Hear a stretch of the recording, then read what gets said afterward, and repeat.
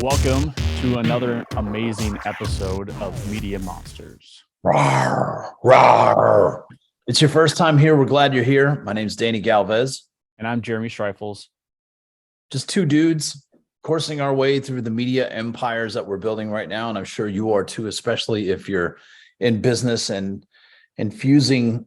I think we're the version, Jeremy, of what human beings will be before they become humanoids, if that makes sense. I'm going to have to ponder that for a minute. You know, those sci-fi flicks where you come in and everything's built in. We've got the chips. It's got credits on it. You just scan the barcode with the tattoos. Yeah, I think those bracelets are coming, and eventually they'll just be infused at birth, maybe. Are we taking it a little too far today? I think we might be. I think, and this is why it's so important too for us to save our humanity. You know, a good place to start is, social media, and setting boundaries. And that's a lot of what we're going to talk about today, because I think what happens, back in the old days, people used to say, well, I've hit burnout, right? Because they're working 60 hours a week. And you could spend 25 hours a week on, your phone or on meetings and be just as exhausted.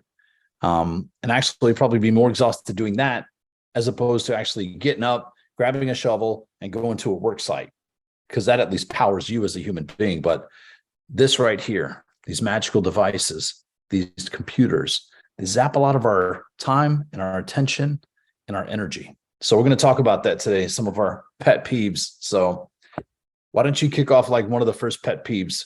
What's something that drives you crazy about technology, just makes you nuts? I think the one thing it's good and bad, but the part that drives me the most nuts is like it is constantly trying to captivate our attention. And as a business owner, you're constantly the one trying to stop the flick. You're trying to get people to stop doing that scrolling piece and provide good content. But at the same time, you're the one scrolling through trying to figure out what are the things that will actually get us to do that. And so I think like it's this paradox that we fall into. It's like we want to open Pandora's box. We want to know the thing that's going to stop that flick. Yet at the same time, we need to set that boundary for ourselves and give ourselves an opportunity to step away. One thing I've chose to do as just a hack for my day is I only allow myself certain time periods or time blocks during the day that I even open my phone to a social media app. Interesting. So what times are those? So I do it first thing in the morning, like around 6 a.m. I kind of do it like my meals. So like I get a little taste for breakfast. I get a little taste after lunch, and then maybe a little bit something like my dessert after my evening meal. But then I really try to just stay off of it in between those times. It helps. Social media has really created some great things and some not so great things in terms of habits. One of my pet peeves is, and this is funny because I don't know about you, but there's a certain commitment and obligation you have to respond in an appropriate time when you're in a relationship, right? Mm-hmm. But you have a boyfriend, girlfriend, if you're married, whatever the case may be. But it feels like when that's open to the whole world, it can be kind of an annoying thing where somebody's like, hey, did you see this? Facebook tells on you. It's message has been read. And it's like, right. Hey, thanks, Facebook. It's like Facebook's like that overlording mom, right? Hey, I told them that you read it. Are you going to respond? Right. Right. And there's like this unspoken rule. It's like everybody wandering around free in the world, not knowing what the appropriate amount of time to respond is. And the answer is this: when you're ready. Correct. When you're ready. That's one of those boundaries that you have to set up and establish with people. Not that you're being rude, but if you're on a phone call or give you an example. I was sitting here producing some audio this morning and I get a DM. I'm like, hey, that's cool. And the conversation continues to go. And I figured I'll just call this person. It'll be faster because now we're going into full conversation mode. I'd be able to just have a conversation instead of going back and forth with, the vagueness of a message. Mm-hmm. And I made a phone call and they're like, oh, hey, I'm on a call right now. I'll call you. I'll call you back. I thought, yeah, but you were just DMing me to try to have a conversation. So great example of like where our attention spans go. It makes you Right. wonder, I mean, right now, one of us could be actually DMing somebody else and not know it. We could be, but we just wouldn't do that. No, because it's poor etiquette. It's That's poor right. etiquette, personally and in business, right? It's like telling a story and somebody's staring at the wall, right? And Right. you keep talking louder and louder, and you get like just staring at the wall. So yeah, that And drives me crazy. That's one of my pet peeves around social media. yeah, and I think that not just pet peeves, but I think some good, you know, responding in those time frames, I think is interesting because some people still get mad if you don't call or text them right back. They're like, I saw that you read it. I'm like, caller ID is the opportunity for me, not for you. Because then I get to choose when to answer or respond. That's why we have caller ID. That's why we have contacts in our phone. We can choose to answer, not answer, respond, or not respond. But when we do, it should be at our convenience, unless it's an emergency, in which case it will be communicated as such. And so I think that's something that you touched on and drives me absolutely crazy. We used to have relationships without cell phones. It was a mere 27 years ago when that was not the case. And so, like, I think about like that. When you had a pager, you had to go find a payphone. That's right. Yeah, I bet those people are crying now because of all the billions of dollars that they're not making from payphones, the convenience of them, right? Yes. So you could prank call people easier too that way when there's a payphone, Yeah, you it was know? more fun as a high school student. Yeah. Until Star 69 came back and ruined all that. And then that was, Exactly. you know, you remember those days of the voice machines and the excitement coming home from someplace going, "Ooh, I wonder if somebody called me and left me a message." Right. Right. That was And actually exciting. And now we're like, ooh, they left a message. Oh, now it must be important. I got to go on with it. that's a direct effect of that over inundation being hit repeatedly. And I think it's created a whole different thing in our subculture of just validation. People are addicted to validation. They're addicted to tapping that button, right? They're hitting the feeder every time. They're trying to Right. get the release and of those endorphins, and people are practically living their lives here. Right. Well, it's become our TV and it's become our communication device and it's become our research device. It's become our lives somewhat, but not out of necessity, but because it's just simpler.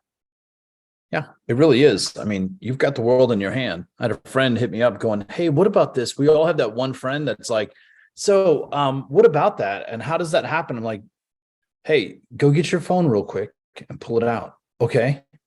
And then go to Safari or Chrome, and then I want you to Google what you just asked me, because that's where we are. Communication, modern day communication is becoming, even though we have so much technology, we can text, we can write, we can email, we can voice time, FaceTime, we can leave voice messages for people, and we still have this need to ask questions of one another. And what we're doing is we're competing against technology and the human relationship. Right. Exactly. Boundaries are so important. So, Jeremy, you already talked about one of the boundaries that you set for like your schedule. I love that. You're like, hey, I've got allocations of time when I'm on social media. And then at the end of the day, I shut it down. Is there anything, and I think a lot of it's tied to emergency, but what if I need to get hold of you? What if it's an emergency? So what rules do you have for your family versus, your business associates? Uh, that's easy. Family gets carte blanche. Immediate family, close circle, which means 3 people. Okay. And then business, it's again, it goes from that inner circle to outer. And then like any business that opens and shuts their doors, like a retail space or a restaurant, I open my doors in the morning and I close my doors in the evening because that's how it works. Just because you have access doesn't mean that you work 24/7. That's right. Yeah, I think that'll help. I think I've been guilty of that before, and a lot of it had to do with lifestyle, but I also know too that it affects marriages and relationships a little bit differently too, right? If you're Right. constantly peering at your phone, or you have your phone sitting next to you at dinner and you can't seem to detach, you've created a codependency on it. It can really be impactful to your marriage or your relationships. And there's nothing better than going someplace and sitting down and being able to put the phone aside. You're like, I'm not even going to touch you. I don't need you anywhere near me because I'm here to enjoy the company of another human being. So, and it also eliminates insecurity because I think what happens is, if somebody's not paying attention to you, it's an utter sign of disrespect. And it's very important to set those boundaries as it pertains to how you can communicate with a human being, how you're going to interact with technology. Because you truly cannot, it's a very small percentage of the population that can actually multitask.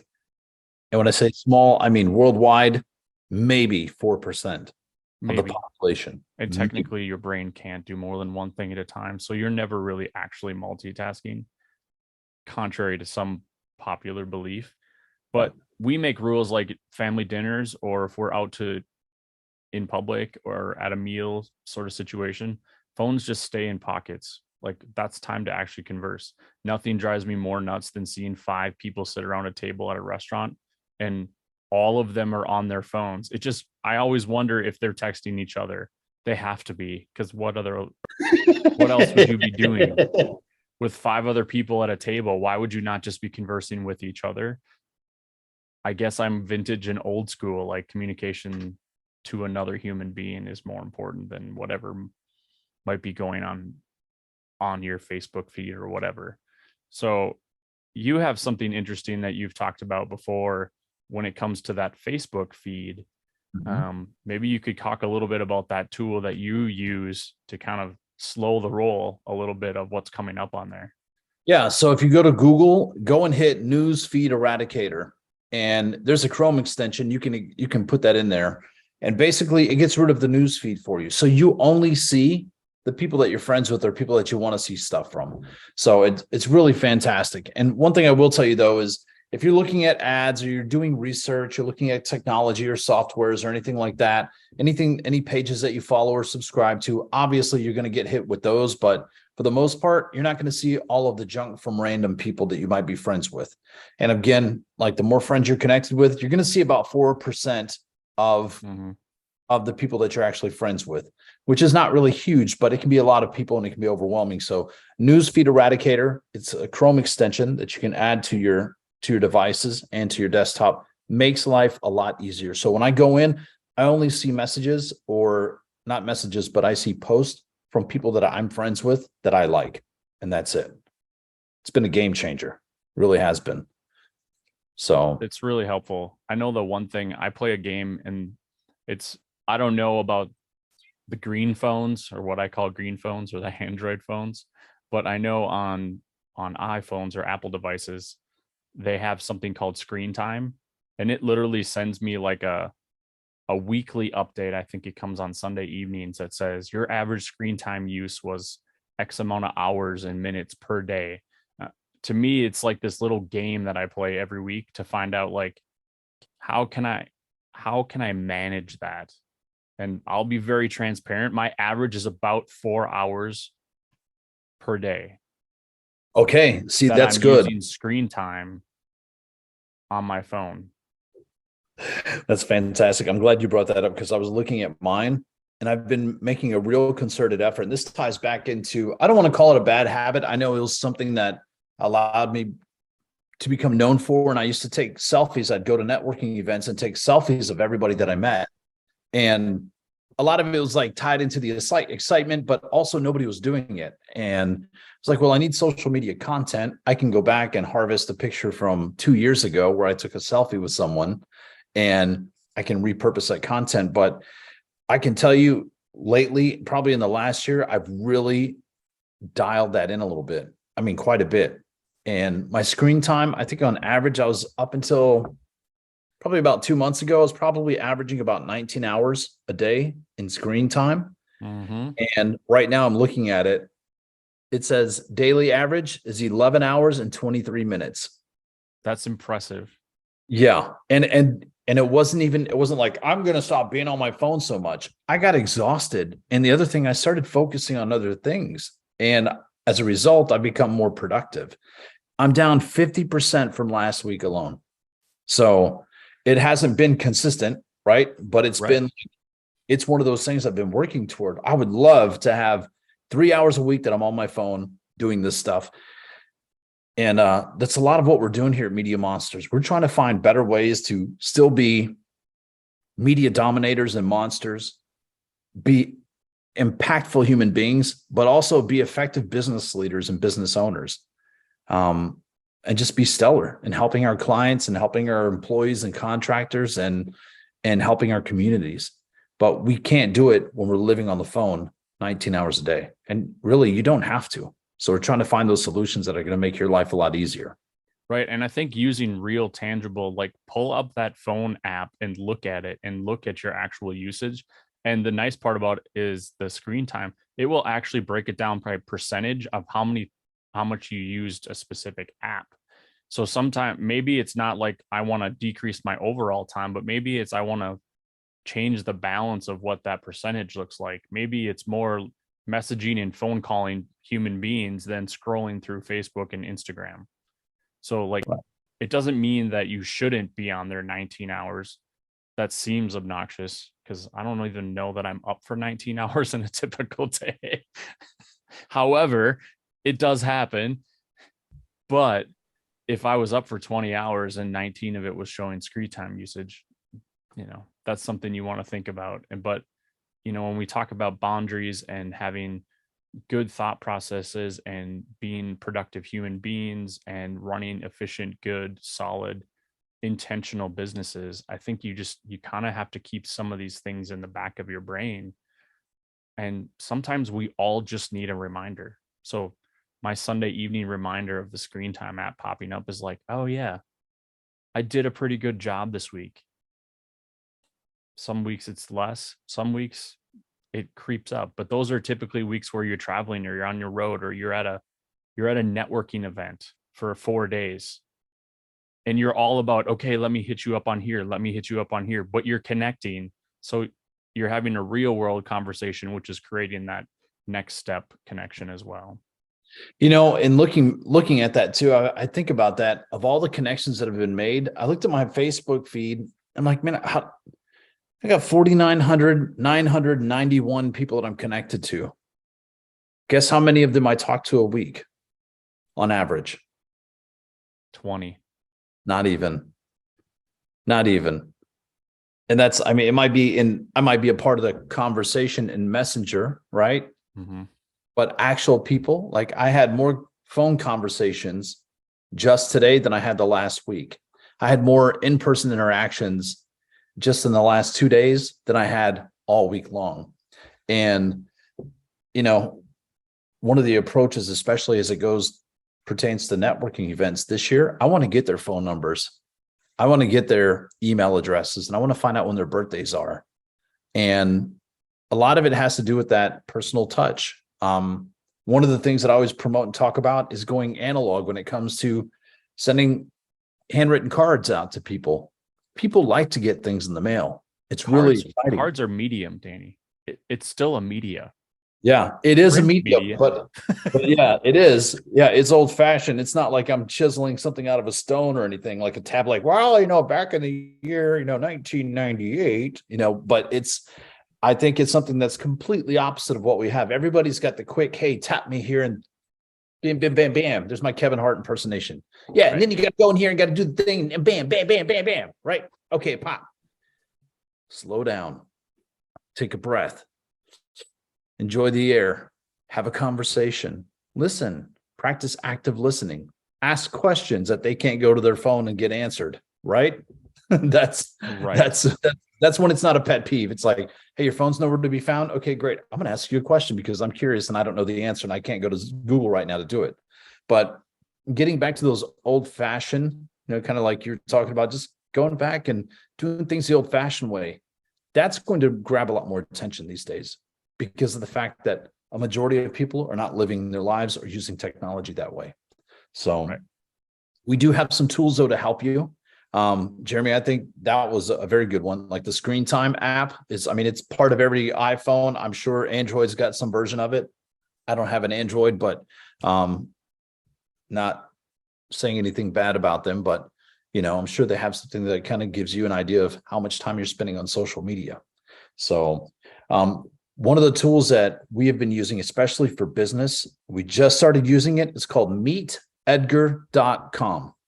So if you have a business page, if you have a Facebook group, even your personal profile, let's say you want to go in and do all of your social media posting in one day for the week and then just be done, you can actually do it. And that's the main goal. That is the main goal, because you do need social media. You do need to stay connected to people. And here's the thing. If you're not in there posting every single day, people are going to forget about you. Then your friends aren't going to reach out to you. Think about when your friends reach out to you. Usually, hey, I saw you were at a gig last night. You were playing drums. That was awesome. I follow you, right? The more of that you do, the more you get shown in the feed to your friends. But if you stop doing that, you go away, even for 3 or 4 days, you're going to disappear and people are going to forget about you. Out of sight, out of mind. Same thing for your business. So meetedgar.com is a really good platform for scheduling. You can do it for Instagram, Facebook, LinkedIn, TikTok, Pinterest. You can even set up Pinterest. I don't think they've got Etsy in there as an option, but those are the main platforms that you can go in, schedule all of your posts, and you can schedule them for each individual one, book it out for the week, and then you're done. And then if you want to go in and add something organically, maybe something you saw, maybe there's a train crash or something like that that's tragic, or something that's like pulsating news that needs to get out, then you can go and do that organically, real quick, pop it in, bam, say your 2 bits, and then you're out. So, but that's one of the tools that I'm really, really hot to trot for this week. And if you want to find out more tools and from past episodes, make sure you join us on the Media Monsters Facebook group. Add yourself, add your comments, and then add your favorite tool or app to help you with your scheduling, your time management, and how much time you're spending on your scroll. Yeah, that's a great group too. And the great thing about that community is very active. It's growing. I think at the time of us recording this podcast episode, we'll probably have about 102 members or 103 members, but we're building that community specifically for people that are actively using social media, but also actively living, growing, and developing in their personal lives too. So important because they're all tied together. One feeds the other. That's it. It really does. No pun intended. Too bad you couldn't use the newsfeed eradicator for people in real life. We should figure that out. Well, let's figure that one out. That'll be a good one. Go low tech. Go low tech. Well, that's another episode of Media Monsters in the bag. So we appreciate you checking us out. Again, like Jeremy said, make sure you go to the Media Monsters Facebook group. We'd love to have you in as a member, especially if you listen to this podcast. Make sure you tag up people that need to hear this or you think would be a good fit to be in the community. And if you'd like to learn more about what we do, they can go to our website. Go to monumentalvoicemedia.com.